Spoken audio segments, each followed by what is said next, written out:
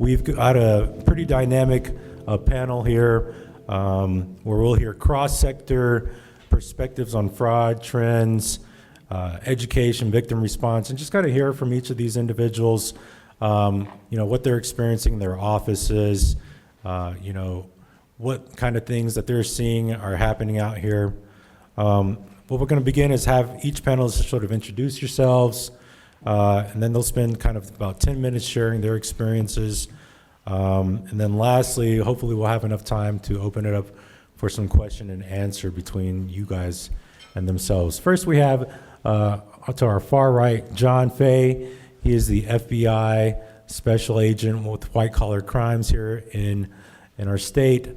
Thank you for being here, John. And we've also worked with you in a few years past with some telethon halls to share perspectives on fraud and scams. So thank you for being here. Next, we also have Vadim Whitt. He's with the New Mexico Department of Justice, Attorney General's office, heading the financial crimes and unit, gives presentations all over about these particular things. So thank you, Vadim, for being here. Raul Bujanda, City of Albuquerque, Executive Director of Public Safety, also has extensive experience, former FBI agent as well, and other great things, so we'll give him an opportunity to introduce themselves. Thank you, Raul. And lastly, Michael McGuire, an attorney for the Senior Citizens Law Office. Thank you, Michael. He does a lot of work with AARP as well, giving presentations to individuals and groups about this very topic today. So thank you, all of you, for being here. We'll start with John. Just kind of give us a little introduction about yourself and what you do. So my name's John Fay. I supervise the White Collar Crime Squad. I've been in Albuquerque for about 20 years working this type of violation. So what we do when we get an allegation in, so let me back up. So what is a fraud at its heart? A fraud is a lie. It's a lie to get something of value. And so that's what I spend most of my time focusing on, is identifying the lie. And then what is the thing of value that the person is trying to get? So it's not a mistake, it's not a misunderstanding that I agreed to sell you my blue Honda and you thought I was going to sell you my Mercedes-Benz, and I don't have one. So identifying the lie is at the core of what we do, and then tracing the funds. So what I've kind of seen in my career is the evolution is now the funds go overseas extremely quickly. So some of the things that we like in our lives with our phones and our cards, where we can move money essentially instantly from one person to another with Venmo, with electronic transfers, the bad guys are exploiting those mechanisms to quickly move the money overseas, where the United States government has very limited authority. So that's why prevention is key. One of the things that the last presenter didn't really discuss was the goal of a prosecutor is generally to put somebody in prison. It's not to get their money back. And most victims call us and they want us to get their money back. So the FBI in and of itself doesn't have any authority to get anybody's money back, especially when it goes overseas, right? The government of China, government of Malaysia, has the authority to compel those people to give the money back. Generally speaking, the United States government doesn't. That's why prevention is key, preventing the loss of funds, because even if we do, the government does prosecute somebody, the remedy is generally to put that person in jail, and then we get a separate order. The government gets a separate order to get the money back. So we've got to stop the money going overseas or going to the bad guy in the first place. Thank you, John, for that introduction. Vadim. Good morning, everybody. My name is Vadim Whitt with Financial Crime Unit with New Mexico Department of Justice. And before I introduce myself, I want to give thank you to Paula, because you're very brave to come up here and share your story. And from my 7 years of experience working with financial crimes, I think you will be the first person that we've seen an intake come from someone that's self-reported. So that's actually a big thing that Paul has covered. And everything Paul said, by the way, is right on. Everything that he said is exactly what we have been seeing for the last 7 years when it came to elderly abuse fraud. So thank you, Paul, for educating everybody on that. My background, I've been working with NMDOJ for the last 7 years. Raul Torres decided to create a financial crime unit because he saw a huge need in New Mexico to address the epidemic of white-collar fraud, which involves elderly population. And some of the things that we have been seeing is exactly what Paul has addressed. So we're seeing guardianship cases, we're seeing conservatorship cases, we're seeing notary cases, actually, where notaries are being done without the elderly person being present. That's, I think, one of the things that we also need to discuss and address.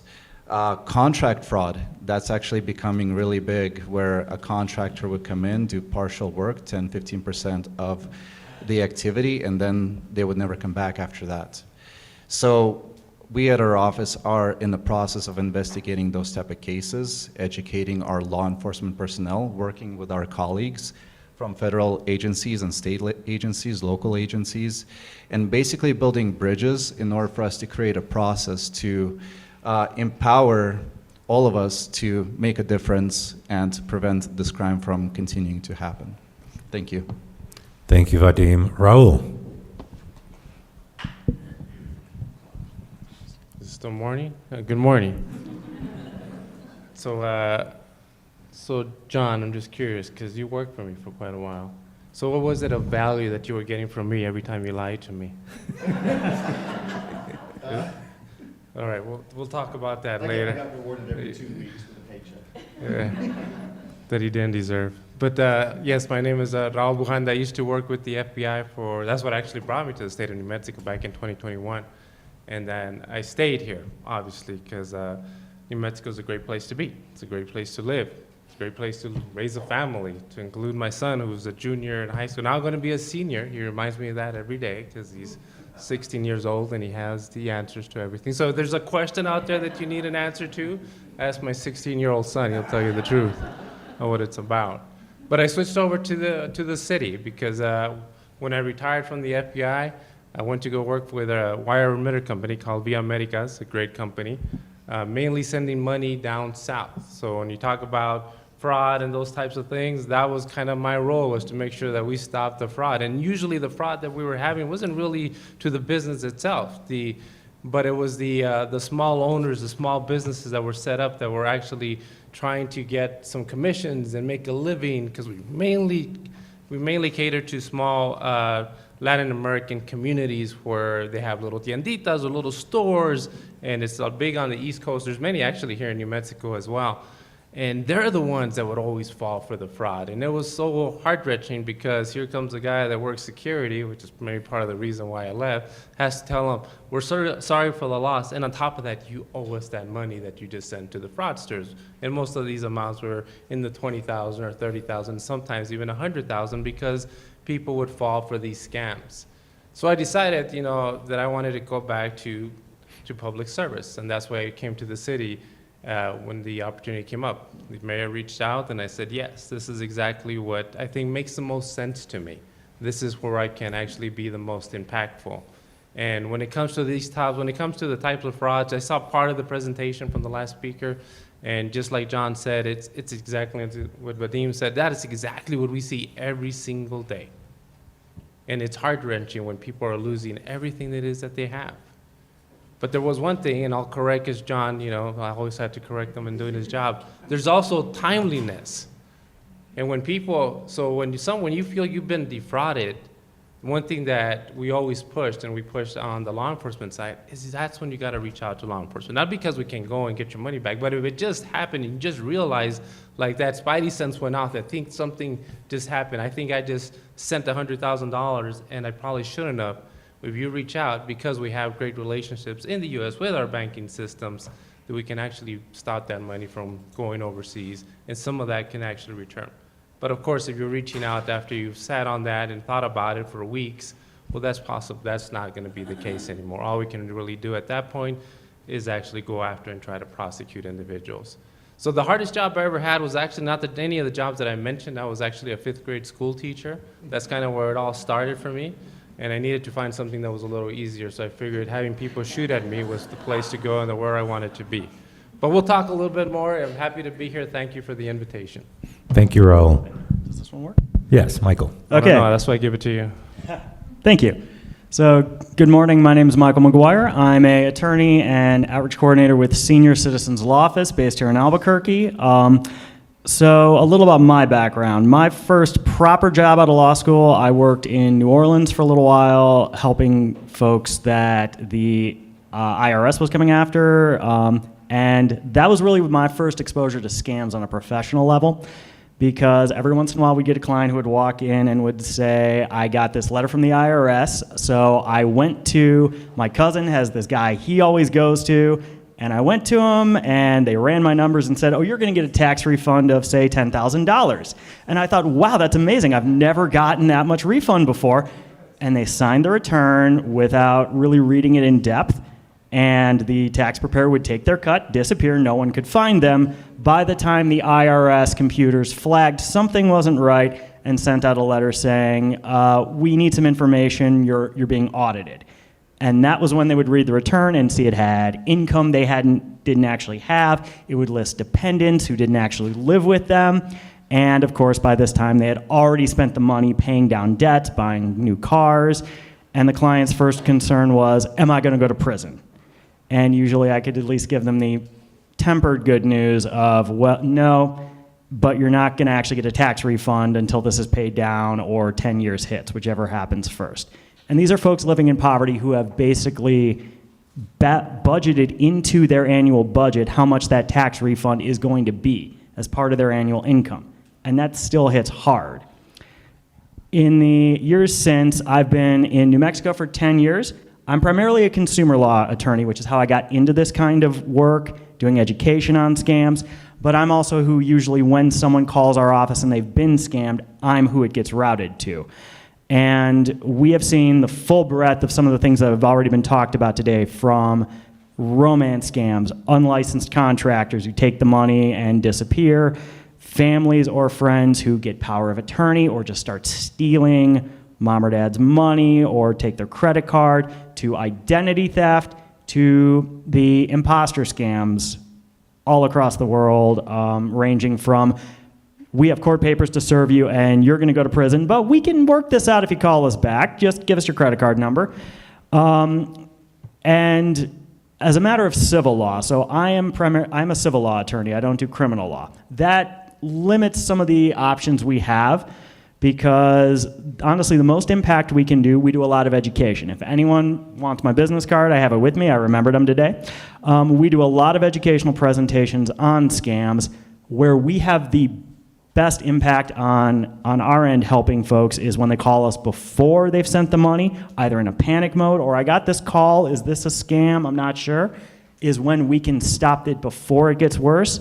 Identity theft is one of the most powerful ones we have options for because of the way federal law is written in terms of correcting that.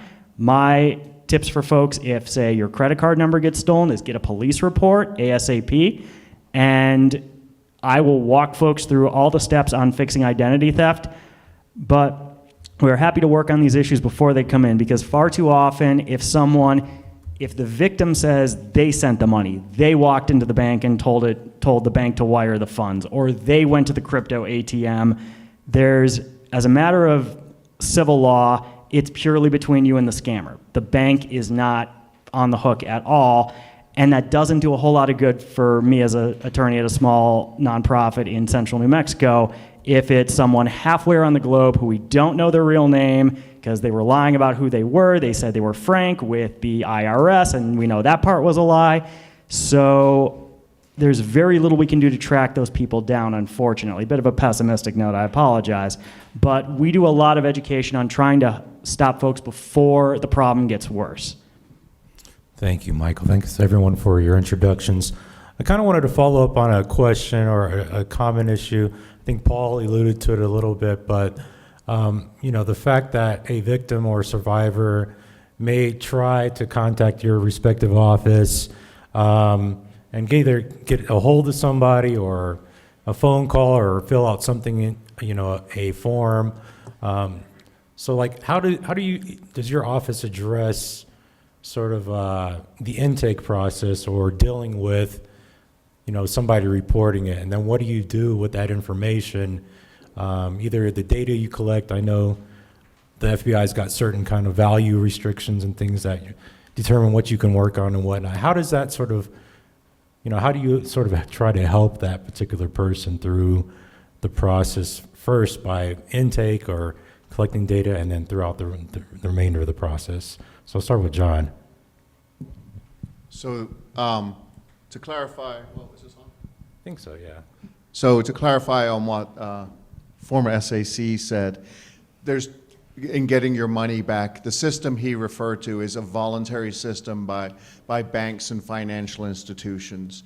So it's important that you notify your bank or your financial institution, and they can initiate the process that the boss talked about of recovering your funds. So to kind of parse it out, as a government agency, I don't have the authority to get your money back, but the banks have recognized the speed of the transactions as being problematic, and either the FBI can ask them to voluntarily freeze the funds and return them, or your bank can ask them to voluntarily, and I see the boss nodding. Always passing off work.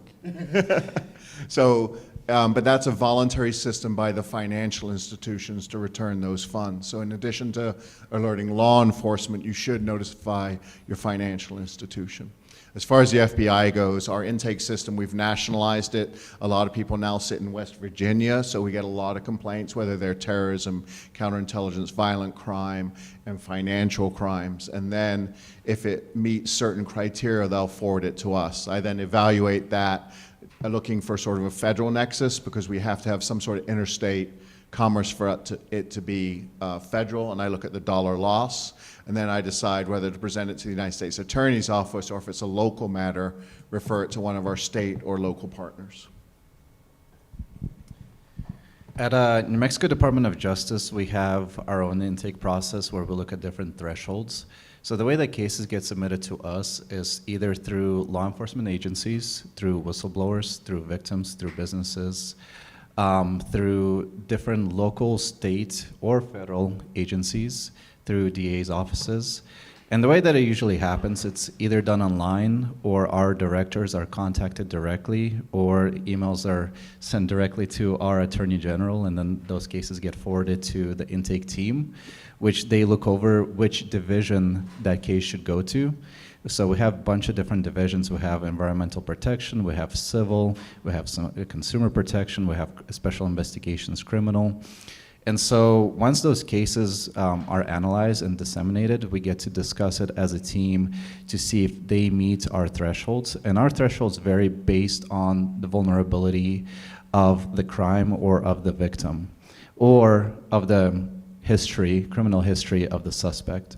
So we take those things into account. We use teamwork approach where director, manager, and other law enforcement personnel get together. We discuss these cases, and we discuss whether it's something that we can take or something that we can contact another law enforcement agencies to basically take it back. Our process is very structured, and like I said before, Paula, I think you would be the first person that would self-report and submit one of those tips for us, and you've done it online, but there's also victims that can come in person and submit those physical documents for the evidence on the allegations. And I would just encourage everybody to, if you see something, say something. If in doubt, just report. And I think one of the most important things that we should discuss is prevention versus detection. So we're in a line, our roles is to work on crimes whenever they have already been detected. But the best and most valuable thing that we can do is focus on prevention, education, and allowing elderly people to feel more comfortable reporting and talking to people about it. I think it's very important for us to emphasize that. Thank you. Thank you. So yeah, our process is similar. You would either call 311 non-emergency number or 242 COPS, and you can give us that information. We get a lot of referrals, obviously, from our partners at the state and federal, because of the thresholds again, so we would work with the DA's office, but the process is pretty much similar. We also have our own police officers that are deputized as TFOs that are within various agencies, to include the FBI. So they're there to triage when these are coming in. So when they're coming in, they look at what it is, the dollar amount, the loss. And a big thing is the victims, because I think when I caught that part of the last presentation, it really does come down to who is it that was victimized. And it goes back to what was mentioned by Vadim, is the prevention piece. Because it might not be a big threshold, but it might be a person's life savings, and they were really impacted. So that's something that really not only impacts that individual, but it impacts the community where they live and reside. And they are usually our most vulnerable population. So it's not just a matter of a number, but who is it that got victimized? And then do we actually need to do something? I can tell you from our perspective at the local level, we don't try to shy away from anything, because we are your last option in many cases, because you've tried the federal, tried the state, not trying to, just the way the system works, and then it comes down to the local level. And then we try to do everything we possibly can. At the end of the day, sometimes the only thing we can do is listen, talk about prevention, and hope that we can get across something that may not happen again. And it happens to all of us. None of us are immune. Let me tell you a story about my uncle. Can I tell you a story about my uncle? Quickly, yes. All right, quickly about my uncle. So he's a magnet for fraudsters. They love him. I don't know, they know his number, they have him on speed dial. And on one time, and I'll only say this because I finally got his permission to say it, is that he got a call from a fraudster. And they were telling him that his McAfee, he doesn't even have McAfee, but his McAfee subscription had expired. So he needed to renew it. So he was trying diligently, and he was on the phone, and my aunt was listening to him. They're Cuban, so they would talk about a dynamic there, and they're yelling at each other, and not only in Spanish, but in Cuban Spanish. It was very different. And she was like, no, I got this. So, and then all of a sudden, she sees him leave. He's still on the phone, but he leaves. He goes to the store.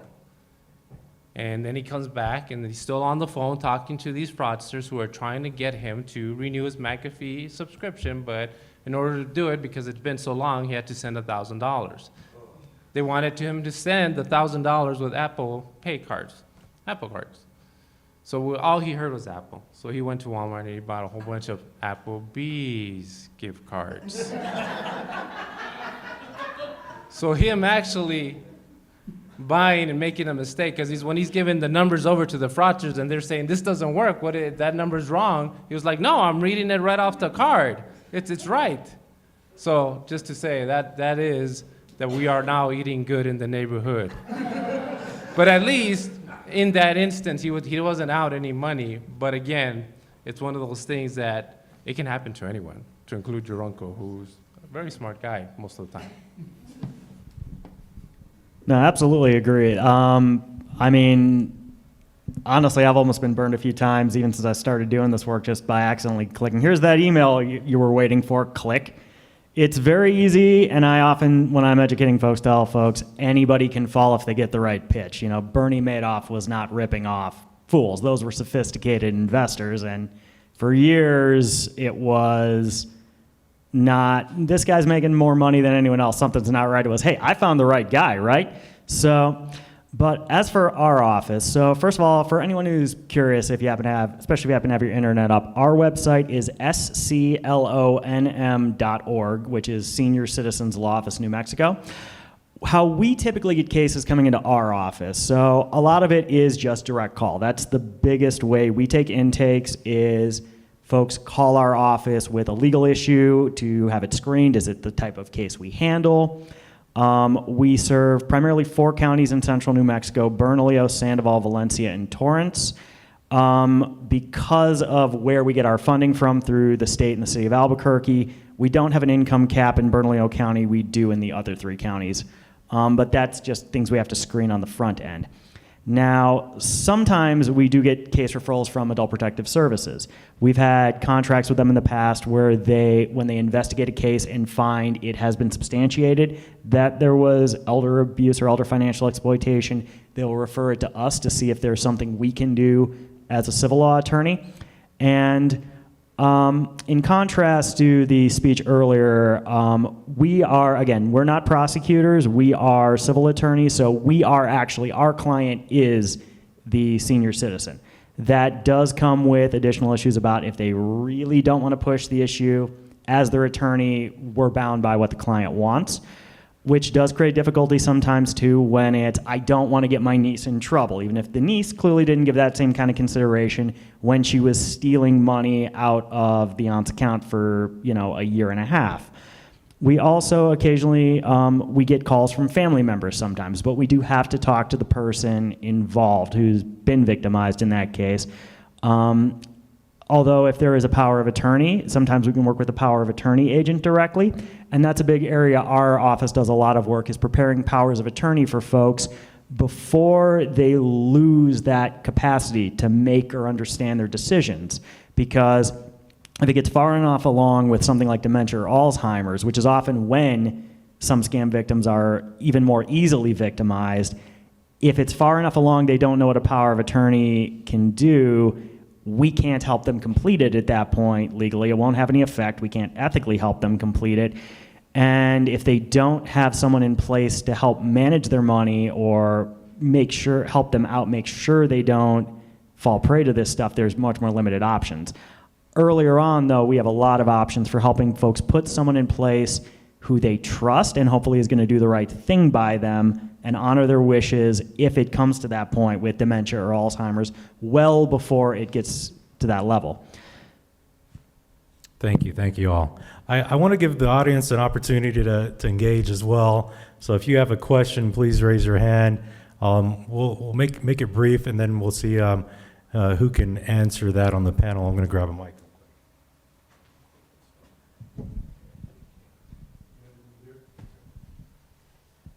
Go ahead and ask your question. Hi, my name is David Swope. I'm the president and CEO for the Better Business Bureau. I was curious how much you all collaborate with each other, or maybe a case is not in the right place, because we do get a lot of information.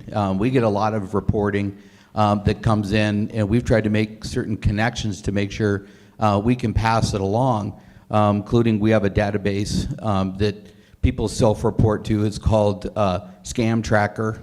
It's a very successful opportunity for a lot of times for people to go and find out, hey, this scam does exist. This is a scam, because they can see other people that report it. But as the presenter said before, sometimes when you're trying to put a case together and you've got multiple occurrences, different people in different communities, we have that kind of information. I'm not sure, the DOJ does come out and support some of our community events, which we appreciate, but was just curious how much there is in communication between each one of you as to, kind of going forward on some of these cases. Thanks, David Swope from the Better Business Bureau. Who wants to take that question on? I'll just start and then I'll pass it on. No, we don't collaborate at all. No, actually, we're very close, and all of us have the same commitment. So wherever that information comes through, we'll all evaluate, like, this makes more sense that the state work this investigation, or this is more of a federal matter. So that is kind of seamless. It goes back and forth. Like I said before, we have our own people embedded within each other's agencies as well. So that collaboration is seamless. And no, as a resource, especially now in the city, I would love everything that you have, because if we can make a case and make an investigation better, I want to have that information. I don't want to be limited by something that you would be able to provide because I wasn't asking the right questions. So yes, collaboration is seamless, and we want to make sure that we're always using the biggest hammer that we have to be able to go after these fraudsters. Thanks, Raul. Any of you guys want to address that as well? Yeah. Thanks. So just like Raul said, we do collaborate a lot together. We also use different other avenues in order for us to gather information and share that information with one another. I think one of the biggest limitations that we have within our offices is whenever there's a turnover in leadership, it's almost like we have to rebuild those bridges, rebuild those objectives and goals, and figure out how we can communicate with new people, knowing that there's going to be a different type of communication. So aligning our objectives together is very important. I think we have done a good job of that, because we go through our leadership every 4 to 8 years, and a federal does as well. So Yeah, I think we've done a good job working together. Great. Any other questions? Yes, Representative Kate. Thank you. Thank you. I'm State Representative Kathleen Cates. Thank you very much for your presentation. I've had several constituents. First thing, I'd love to acknowledge once again and thank Paula for coming and sharing her story. I mean, the criminals are relying on shame and to keep the secret, and that is why they're successful. And it really takes individuals like Paula to be able to come out and share their story publicly. So we can't thank her enough. Thank you. I have several constituents who've had issues with, can you help me with the IRS? Because I understand I was a victim of a crime, but now, one lost $800,000 due to it. But I have had a personal experience with a friend of mine who is a very well-respected attorney for a state agency, retired, who fell victim. And there's a couple of holes. I'm looking at this as a legislature. What do we need for policy or law change to be able to give the tools that are provided? One question is, we talked about that we are all mandatory reporters. Does that mean APS and the AG's office are mandatory reporters? Are they reporting to your agency? I appreciate that you are all collaborating together, but if every case, what is the level at the APS or at the AG's office to be able to hand the case over to one of your organizations for an investigation for prosecution would be one of my questions. And go ahead, you can get somebody to answer. Thank you. So from advocacy perspective, I think one of the best things that has happened is there was a public outreach to have a financial crime unit, and that financial crime unit was created a year ago, which enabled us to use these resources to specifically target everything white-collar based versus being embedded in a bureau that just investigates everything from homicides to violent crimes to anything sort of like civil related. So I think the biggest resource advocation that we can have is you guys. So the more you advocate, the more resources that we get in order for us to basically create more units that are specialized. Because right now we're operating at a financial crime unit which is very broad on financial crimes. But if there's an advocacy for an elder abuse or elder exploitation unit, that can increase our resources and enable us to investigate more cases. And within New Mexico Department of Justice, we have invested in software technology, which is the latest and greatest in order for us to be able to handle these cases efficiently and accurately. So that's why we do encourage a lot of these cases to be submitted to us. So the AG's office has an elder and fraud division.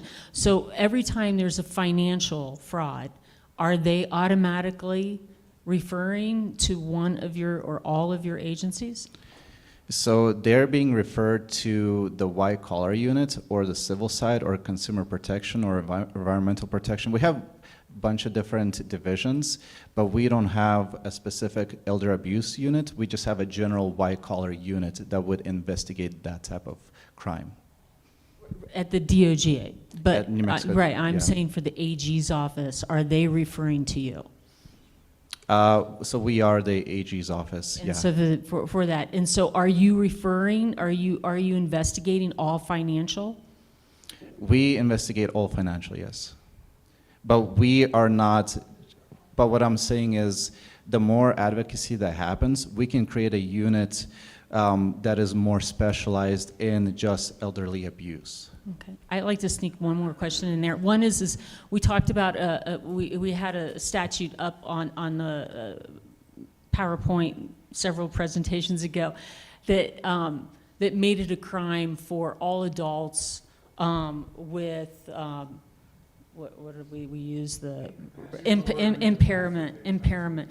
So that is only if that has been identified. So an individual that I was advocating for in 2025, she was very, very well respected in the community. And so nobody, and she had just lost her wife and her mom and her dog. And so she was isolated in the intimate circle.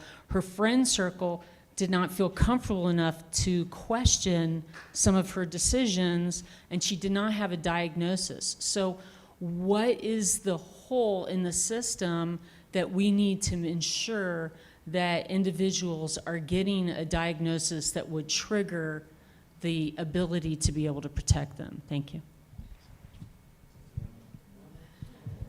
Okay, I'll answer that. So that's a really good question, because that goes outside of my scope, but I can give you an opinion of what I think is the best practice. And I think what the best practice is figuring out who are the victims within that person's environment.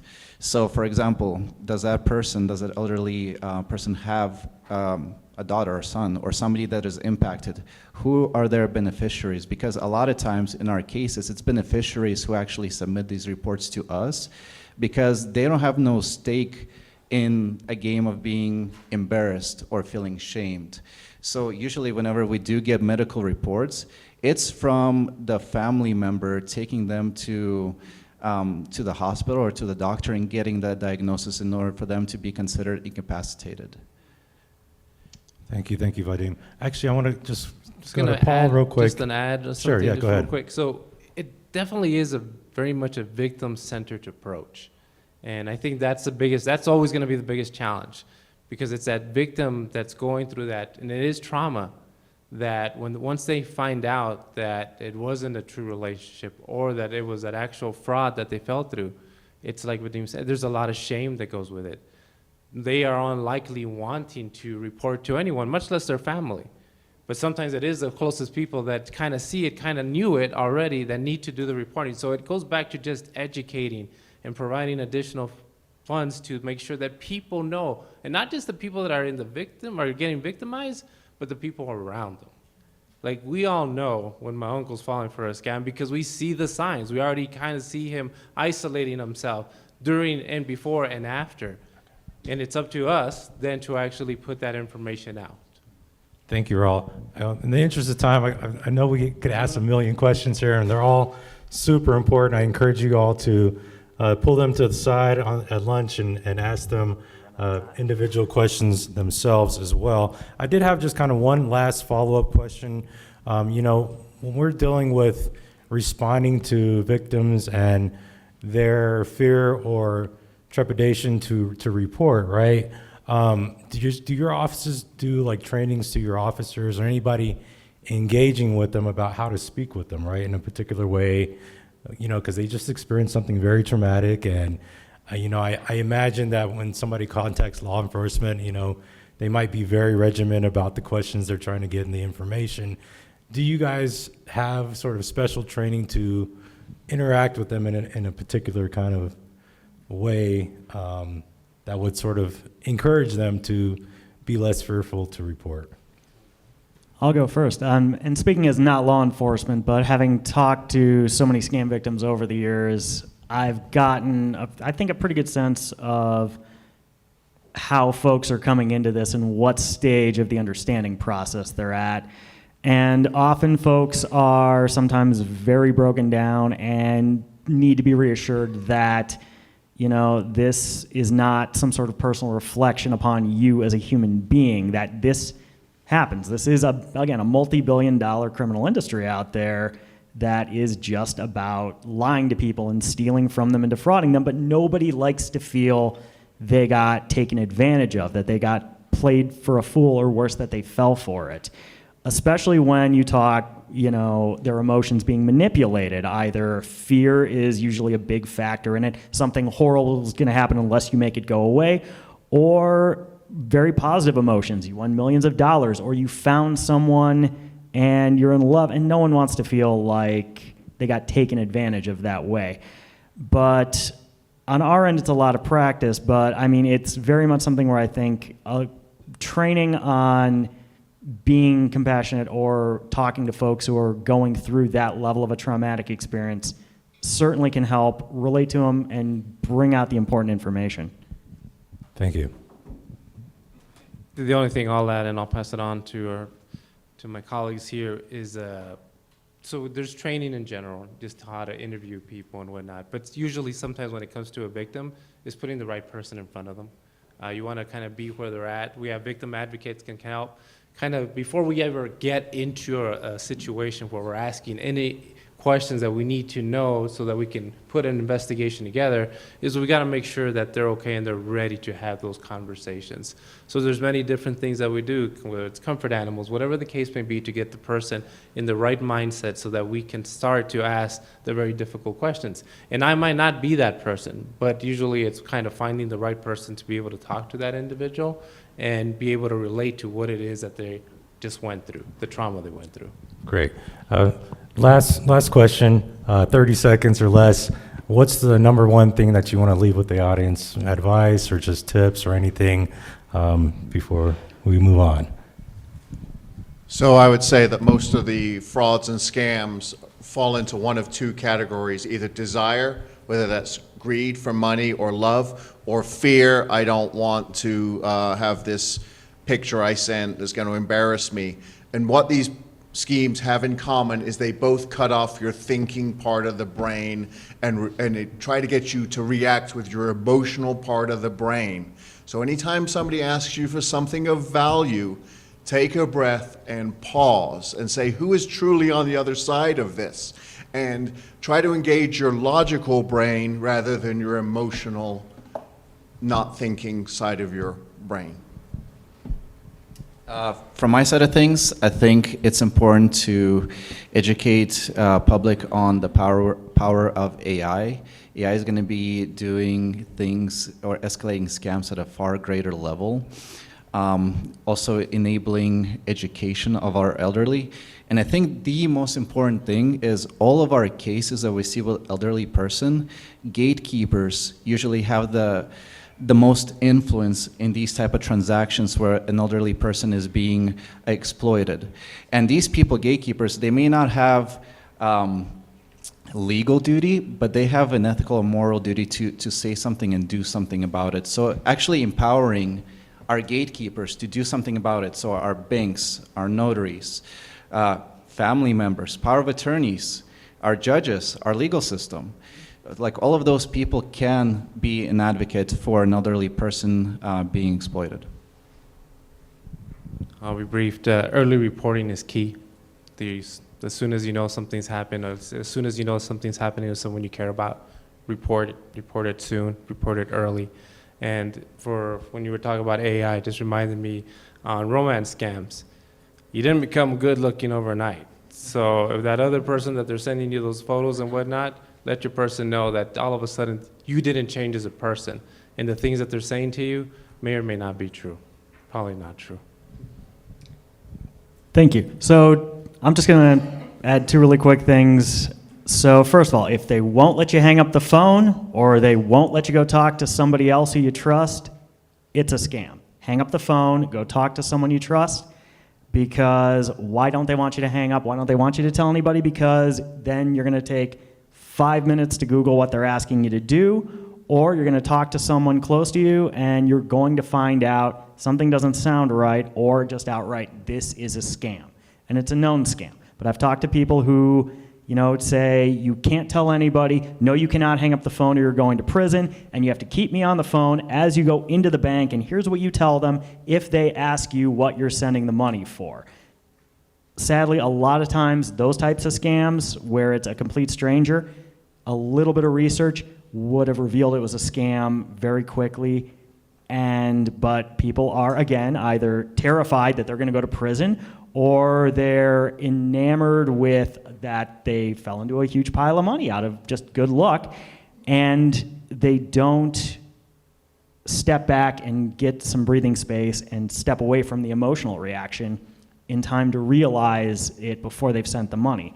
The second thing I'll add is when it comes to people closer to you or trusting people with your personal affairs, more of financial exploitation, just you want to be careful with who you trust and who you give authority to act on your behalf to. Because we have seen situations where power of attorney abuse, we've seen it happen even with close family members, but we've also seen it happen where somebody trusts their neighbor who actually called APS and reported, oh, well, somebody stole a bunch of money from them. And then the neighbor gets power of attorney and they start seeing dollar signs. And even if they weren't planning on stealing from this person, it starts small. Just, oh, I'll take a little bit of money, I'll put it back. And again, nothing happens. They take a little bit more. And then about the third or fourth time they get away with it, they just jump off the cliff and just start stealing thousands of dollars hands over fist. So you have to be careful just who you trust. And yeah, that's what I have. So Thank you to our panelists. This is just the beginning of the conversation. There's a lot more opportunity that we're going to have to engage with all of us, each other, to kind of flesh this out a little more detail. So just a big round of applause to our panelists for joining us today.